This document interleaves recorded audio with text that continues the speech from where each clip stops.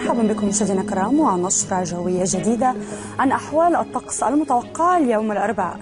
يستمر تأثر البلاد بمنخفض جوي قادم من الجزيرة العربية. الطقس في المناطق كافة كان غائم جزئي مع غبار خفيف في بعض أقسام المنطقتين الوسطى والجنوبية. تبقى درجة الحرارة العظمى مساوية لما سجلته نهار الثلاثاء. عن درجة الحرارة العظمى ستكون في أربيل 28، كركوك 30، العاصمة بغداد وأيضا الديوانية 34، وفي الأنبار 32، أخيرا ميسان 35 درجة. عن درجة الحرارة العظمى صورة يوم أمس ومدى مقاربة يوم للمعدل، فكانت درجة الحرارة العظمى في مدينة بغداد يوم أمس كانت 32 درجة وهي أعلى من المعدل المتوقع ب6 درجات.